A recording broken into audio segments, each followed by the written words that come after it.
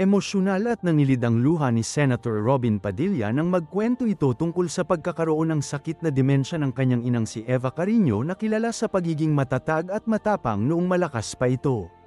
Ibinahagi ni Robin ang kanyang saloobin sa panayam nila ng misis niyang si Mariel Padilla sa Fast Talk with Boy Abunda ngayong Martes, ika-28 ng Oktubre taong 2025. Ayon sa actor-politician, pinalaki daw silang matibay at huwag hihina-hina ng kanilang ina. Ang pagiging matibay, yun kami pinalaki ng nanay namin. Kailangan maging matibay kayo. So, hindi kami pwedeng mahina. Kailangan, kahit anong dumating matibay ka. Hindi ka pwedeng uupo, iiyak. Dagdag pa ni Robin, ang malimit daw maalala ni Mommy Eva ay ang masasakit na parte ng buhay nito kaya panay raw ang iyak niya nitong mga nakalipas na araw. Emosyonal na lahad ni Robin, iba po si Mama kaya masakit sa amin ngayon na nakikita namin yung mama namin na mahinang-mahina. Meron siyang demensya kasi, minsan nakakalimutan niya kung sino siya. Nakakalimutan niya kung nasaan siya.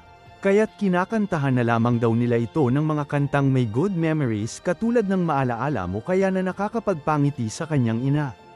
Matatandaang nagpalit ng relihiyon si Robin kung kaya't hindi na nito ipinagdiriwang ang Pasko. Tinatanong siya ng kanyang mga kapatid kung bakit kailangang maging Muslim ito. Aniya pa na nagsimula ang panghihina ng kanyang ina mula nang pumanaw ang kapatid netong si Royette Padilla noong Enero taong 2021. Naging makakalimutin at lagi na lamang umiiyak raw ito. Dahilan upang makaramdam si Robin ng sakit sa dibdib sa tuwing naalala niyang ang dating malakas at mapagmahal niyang ina ay nakakaawa at mahinang-mahina na sa dahil sa sakit netong demensya.